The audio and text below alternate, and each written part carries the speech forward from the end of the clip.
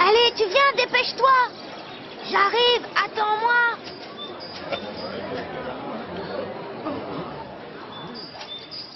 J'aimerais tout d'abord vous remercier d'être venu aujourd'hui. Voir la famille Millennium réunie est un de mes plus grands bonheurs. Maintenant, j'aimerais vous présenter deux garçons très prometteurs. Ils sont nouveaux venus dans la famille. Ce sont mes petits derniers. Voici Harry McDowell et Brandon Heath. Harry et Brandon nous ont rejoints pour contribuer à la prospérité de la famille. Nos deux compères ont aussi juré de tout faire pour en assurer la protection. Faites-moi plaisir, veuillez accueillir comme il se doit ces deux jeunes hommes exceptionnels.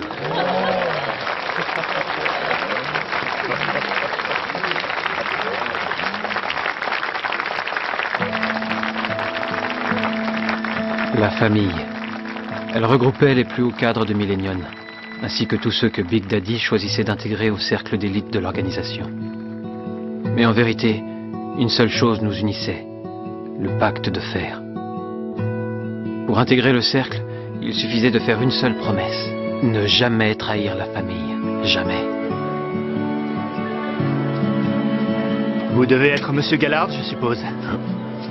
Bonjour, je suis Harry McDowell. Et moi, Brandon Heath, monsieur. On m'a dit plein de bonnes choses à votre sujet. Continuez comme ça. Oui, monsieur. Merci, monsieur. Sid? Bon sang! Mais c'est ce vieux Bear Walken! Content de te voir, vieille branche. T'as pris un coup de vieux depuis la dernière fois qu'on s'est vu. T'as tellement de rides que j'ai bien failli ne pas te reconnaître, vieux frère. Je te retourne le compliment. Coucou, Sid. Ça me fait plaisir de te voir. Chérie, t'as drôlement grandi. Dis donc, il faut croire qu'on a vraiment vieilli. Eh oui. J'aimerais beaucoup que mon fils rejoigne la famille. Mais cet âne s'attire tout le temps des ennuis. Si seulement il pouvait prendre exemple sur ces deux petits là-bas.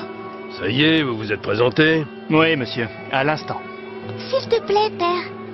Je n'ai pas été présentée, moi. C'est vrai, tu as raison, ma chérie.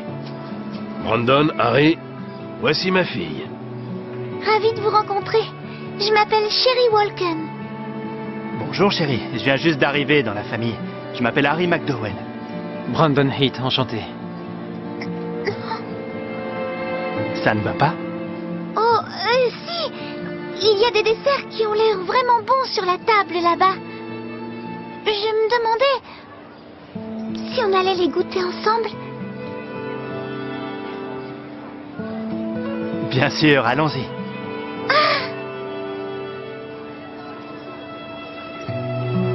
J'ai l'impression que ton partenaire sait y faire avec les femmes.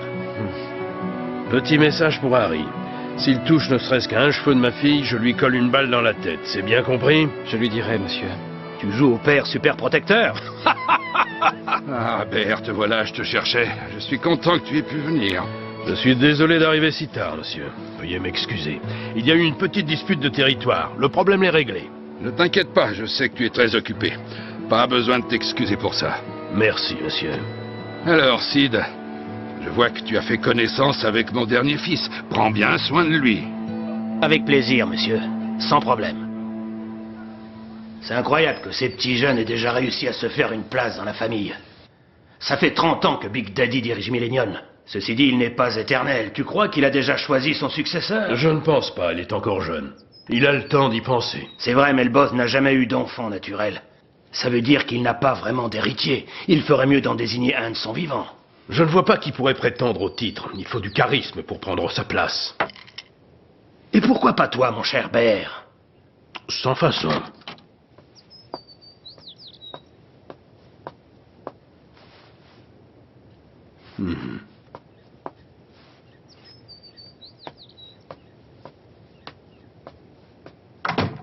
Un problème? Il y a eu un braquage, 2 hommes sont morts. Ça s'est passé sur mon territoire. L'argent, c'est pas grave. Mais une des victimes était un invité d'Alzéria. Il va falloir s'occuper du coupable immédiatement. Sinon, l'organisation va perdre la face. Et ça, c'est hors de question. Big Daddy n'a pas besoin de ça. Dans ce genre d'affaires, il y a toujours des problèmes de ce style à régler de toute urgence, pas vrai? Oui, et c'est mon boulot de m'en charger. Ouais, c'est vrai, t'as raison.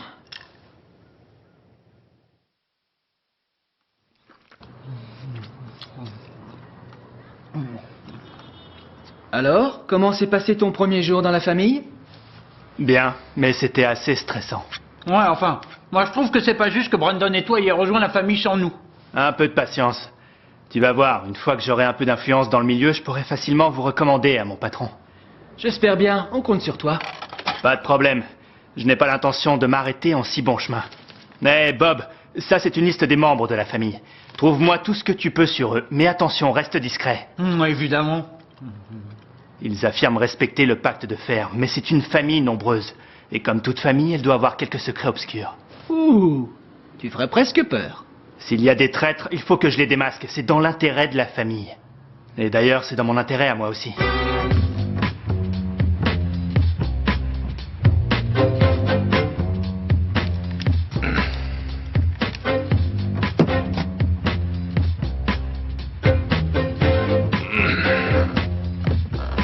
Ça gaze.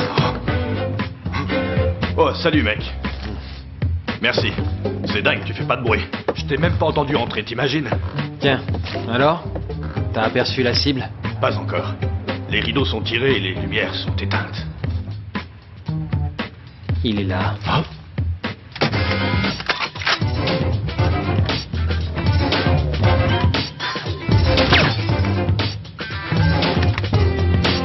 Je vais jeter un coup d'œil.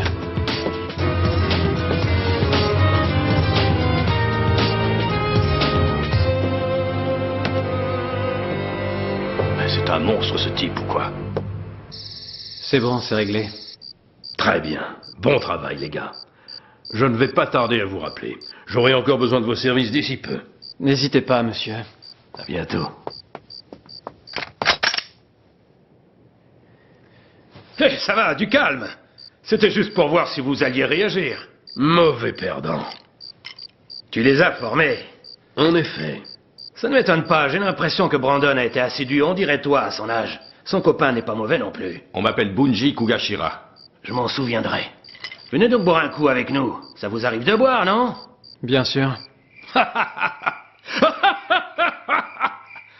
Bear et moi, on venait juste de rentrer dans la mafia. Il fallait nous voir. On se battait comme des chiffonniers pour des petits bouts de territoire. Et on ne voulait rien lâcher, ni l'un ni l'autre. C'est surprenant qu'on se soit pas entretués. Pourtant, c'était pas l'envie qui nous manquait. Mais Big Daddy a décidé de s'en mêler. Et il nous a proposé de jouer les médiateurs. Heureusement, parce que s'il n'était pas intervenu, l'un de nous aurait certainement fini 6 pieds sous terre. Tu veux dire, tu aurais fini 6 pieds sous terre? Ah ouais, tu crois ça? Ça ne fait pas l'ombre d'un doute. À l'époque, t'étais costaud et tu savais déjà ce que tu voulais. Peut-être, mais toi tu avais la cote avec tout le monde. C'est bien vrai ça, ils se battaient tous pour avoir le privilège de parler avec moi. Allez, je vous resserre un petit verre. Non, merci. Je n'ai pas fini le premier. À votre âge, on descendait les canons plus vite que vous, hein, Bear?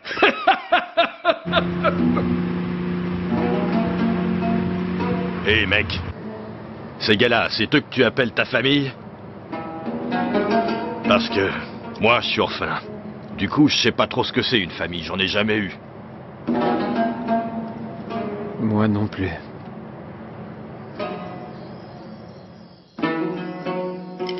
Comment tu te sens? C'est pas ton genre de boire autant d'habitude. T'es sûr que ça va? Oui, je crois que je me suis laissé aller. C'est bon de se remémorer tous ces vieux souvenirs. C'est que tu prends de l'âge, mon pote. Oh, tu peux parler, toi. Hé, Bear, c'était bien quand on était jeunes, comme les petits nouveaux, là. On était fort ambitieux, on avait tout l'avenir devant nous. Oui, mais Sid, quand on est jeune, on fait des bêtises, des fois. Ouais, c'est vrai, ça.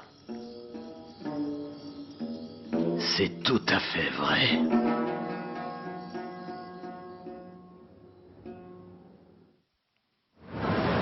Oui, c'est Harry McDowell. Savez-vous si Big Daddy a eu le temps de lire ce que je lui ai envoyé l'autre jour? Je comprends bien. Oui, effectivement, c'est surprenant. Mais c'était de mon devoir de l'en informer. Je dois protéger la famille. Oui, monsieur. Adressez mes salutations à Big Daddy quand vous le verrez. D'accord. Merci. À plus tard. J'espère que je ne vous ai pas trop fait attendre. Ne t'inquiète pas, je viens juste d'arriver. Quelle robe magnifique. Tu es jolie comme tout. Vous trouvez? Merci, monsieur McDowell. Appelle-moi Harry, je t'en prie.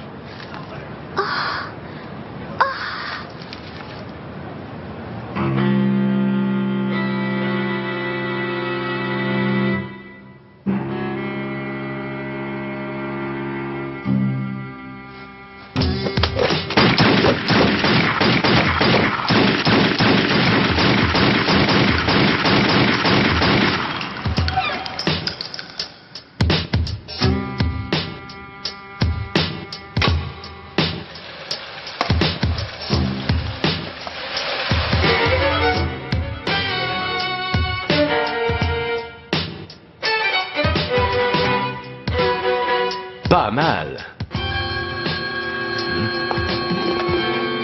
Allô? C'est pour toi. Oui, je vous écoute.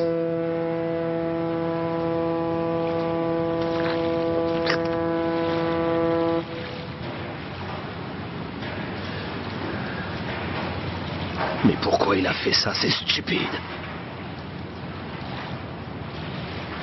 Quel crétin. Où est Eddie? Qu'est-ce que tu veux, papy?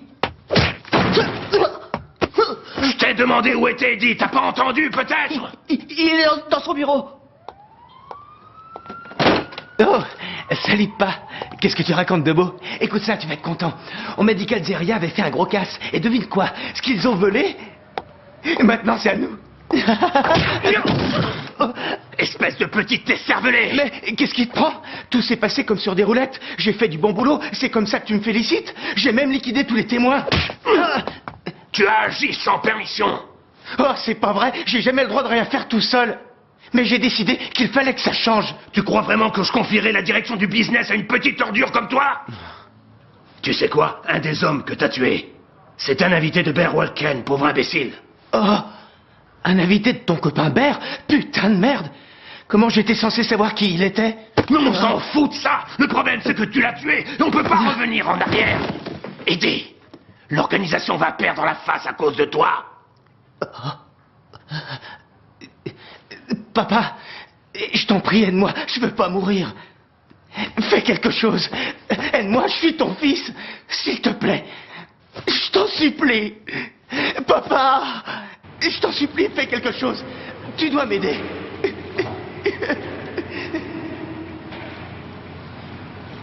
Quel imbécile, mais quel imbécile!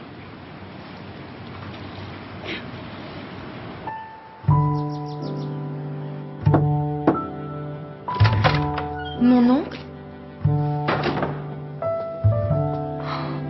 Juste ciel.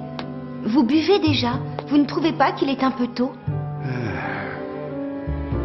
Quelque chose vous préoccupe? Tu sais, en tant que leader, j'ai des responsabilités, je dois faire beaucoup de choix. Mais certaines décisions sont plus difficiles à prendre que d'autres. Parfois, je suis obligé de faire des choses qui vont à l'encontre de ce que je ressens. J'ai beau avoir passé ma vie à décider du sort des uns et des autres, malgré les années, il m'arrive encore de douter.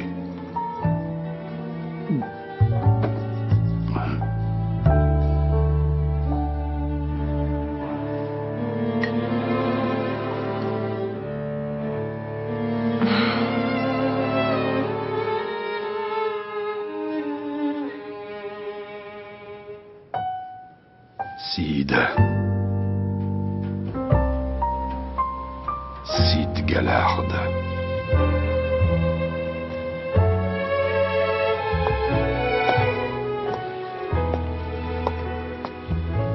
Je peux m'asseoir? Bien sûr.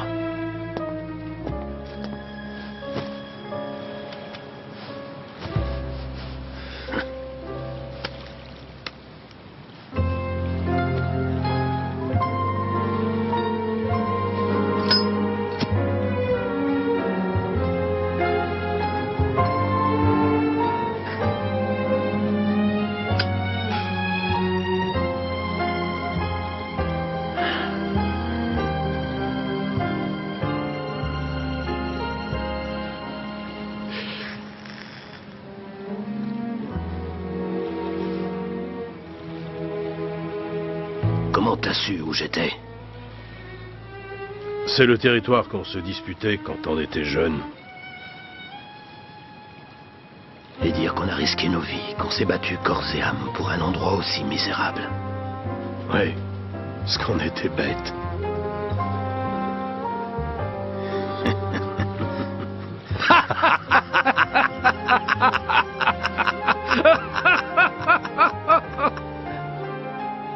Dis-moi, ça fait combien de temps que tu sais? Depuis la nuit où tu m'as dit que tu ne voulais pas rentrer chez toi, où tu t'es endormi sur mon canapé. Je t'avais jamais vu comme ça, Sid. Le vieil homme affalé dans mon salon n'avait rien à voir avec le Sid que je connaissais. Alors tu as deviné. J'étais méconnaissable. Ah, tu parles d'oncle Sid? C'est ça. Ton père et lui, ils ont l'air d'être bons amis, non? Oui. Ils se connaissent depuis longtemps. Ils étaient déjà amis avant ma naissance. Je vois. Ils doivent être très proches alors. Bien sûr. Sid est le meilleur ami de mon père. D'ailleurs, même si on n'a aucun lien de sang, je le considère comme mon oncle. Vraiment? Sous son allure sévère, je crois que ton père cache un cœur d'or. Oh. Enfin, c'est mon opinion. Quand tu vas apprendre la nouvelle, ça va te briser le cœur, ma pauvre petite. Oh, ben, je suis vraiment trop con. Je suis même encore plus con que quand j'étais jeune. J'ai toujours eu un principe dans ma vie. Pour moi, être loyal à l'organisation, c'est tout ce qui comptait. Mais idiot que je suis, quand j'ai l'occasion de le montrer, je choisis mon abruti de fils à la place. Allez, prends ça et dégage! Je veux plus te voir ici! Mais pas... Pars, je te dis, et ne reviens jamais! Si un membre de l'organisation te voit, je t'assure qu'il te butera sans hésiter. Et moi aussi, je le ferai. Je ne réfléchirai pas. Ça ne sera pas une grosse perte de se débarrasser d'un fils indigne. Tu ferais ça? Sans aucun scrupule. Allez, fous le camp! Mais je sais pas où aller. Dégage tout de suite!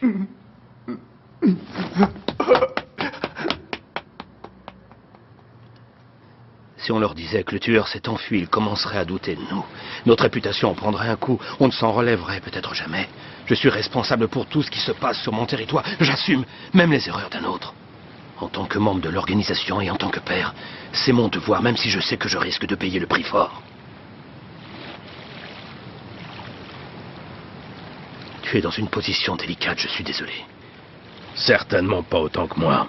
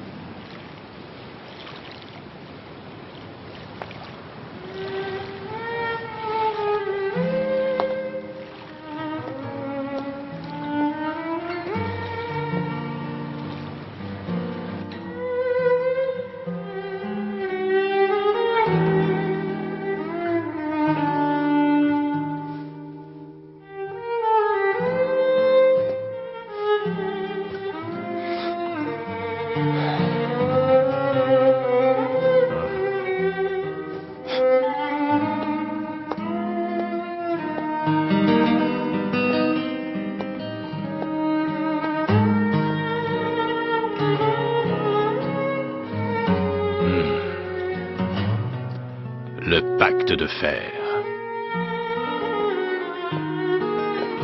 Je voulais voir Maria. Oh, comme j'avais envie de la voir.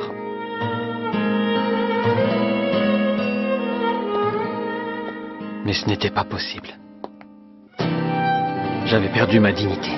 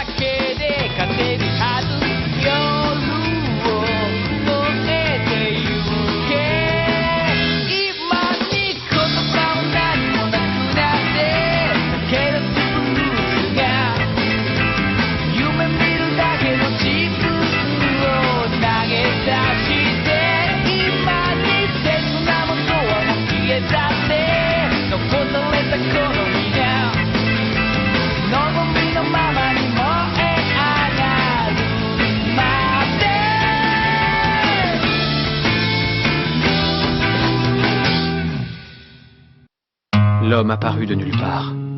Il empêcha Brandon de passer. L'homme se tenait devant Millennium, en travers de son chemin. Cet homme, c'est Blood le belliqueux. Il vient déclarer une nouvelle guerre pour étancher sa soif de sang.